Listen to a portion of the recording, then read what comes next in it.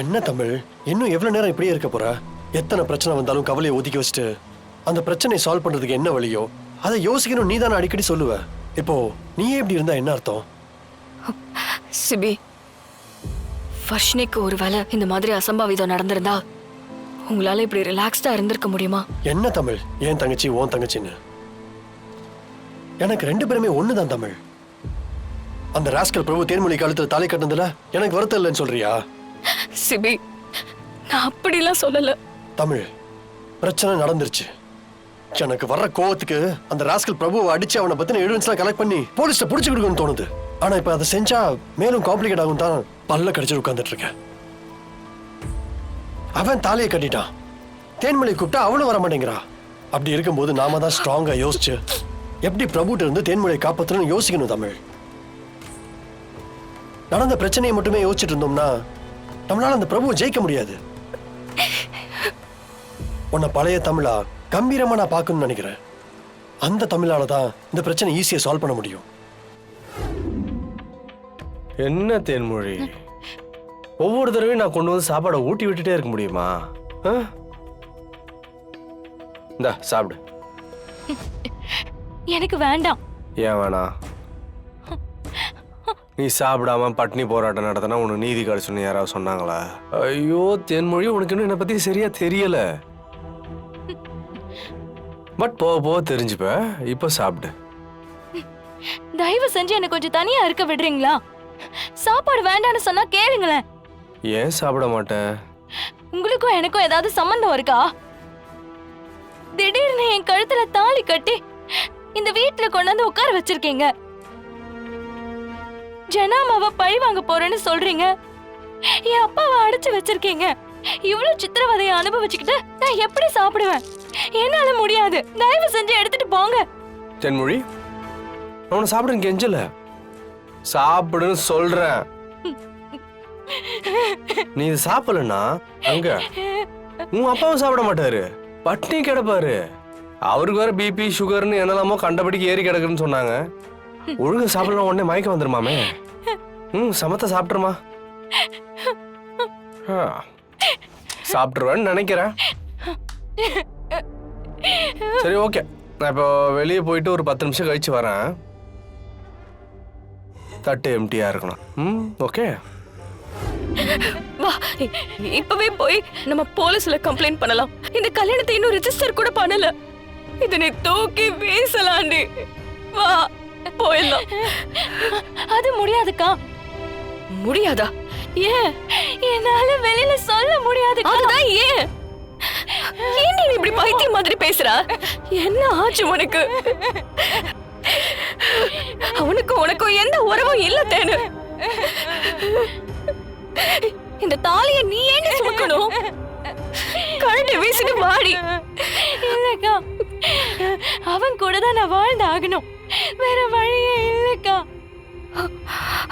ஆனா அவன் படுத்துற கொடுமை என்னால தாங்கவே முடியலக்கா. என்னை எப்படியாவது காப்பாத்துக்கா. அவன் கிட்ட பேசி புரிய வை. என்ன கொஞ்சம் கொடுமைப்படுத்த வேண்டான்னு சொல்லுக்கா. ப்ளீஸ்க்கா, ப்ளீஸ். என்னால முடியலக்கா. தேனு, தேனு,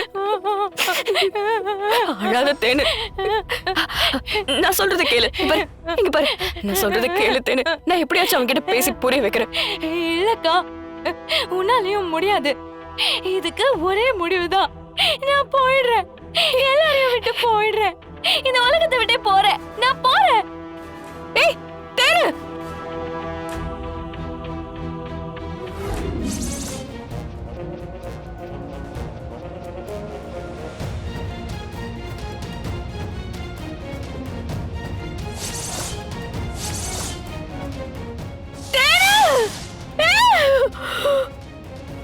இந்த வர்ஷினி பொண்ணு என் பையனை எவ்வளவு லவ் பண்ணுச்சு தெரியுமா? அவன் மேல உசுரையே வச்சிருந்துச்சுமா. நீங்க பாட்டுக்கு போற போக்குல கணேசன் பயலுக்கு அந்த புள்ளைய கட்டி வச்சீங்கன்னா என் புள்ள என்ன வேடிக்கை பார்த்துக்கிட்டு இருப்பானா? விடு, உன் தங்கச்சிக்கு ஒன்னும் தப்பான வாழ்க்கையெல்லாம் அமையல. என் பையன் நல்லா படிச்சிருக்கான், ஃபாரின்லாம் போயிட்டு வந்திருக்கான். ரொம்ப திறமையான பையன்மா. அது தெரிஞ்சுதானமா நீங்களும் அவனை உங்க கம்பெனில வேலைக்கு சேர்த்தீங்க? அதனால அவன் உன் தங்கச்சிய நல்லா வச்சுப்பாமா. நீ கிளம்பு. சார் ப்ளீஸ் சார், ஒரே ஒரு தடவை நான் என் தங்கச்சியை பார்த்து பேசிட்டு போயிடுறேனே. முடியாதுன்னு சொன்னா என்னம்மா பண்ணுவ? உன் புருஷனையும் ஜனகாம்பாலையும் கூட்டிட்டு வந்து பிரச்சனை பண்ணுவியோ? இங்க யார் வந்து கூப்பிட்டாலும் உன் தங்கச்சி வெளியில வரவே மாட்டா. நீ கிளம்பு. நியாயமா நீ எல்லாம் இந்த வீட்டு பக்கம் வரவே கூடாது. நான் ரொம்ப பொறுமையா பேசிக்கிட்டு இருக்கேன். இடத்த காலி பண்ணு. சார் ப்ளீஸ் சார், ஒரே ஒரு தடவை. கிளம்புமா.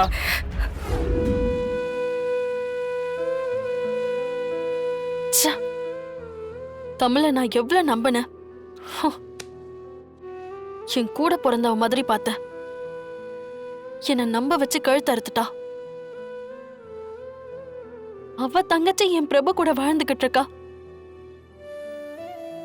எதுக்காக என் வாழ்க்கைய தட்டி பறிச்சு அவ தங்கச்சி கிட்ட கொடுத்தான்னு தெரியல. ஷோ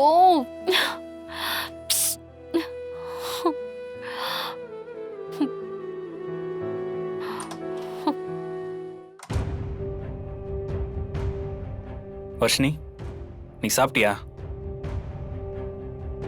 நான் வேணா போய் சாப்பாடு எடுத்துட்டு வரட்டா?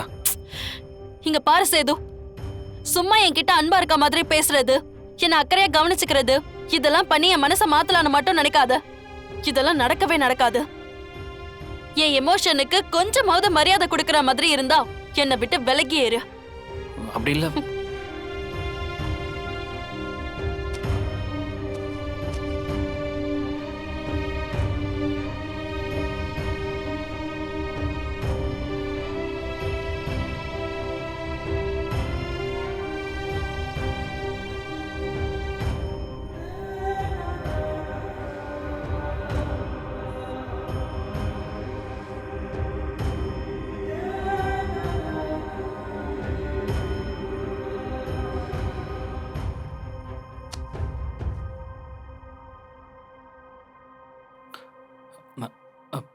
தலகாணி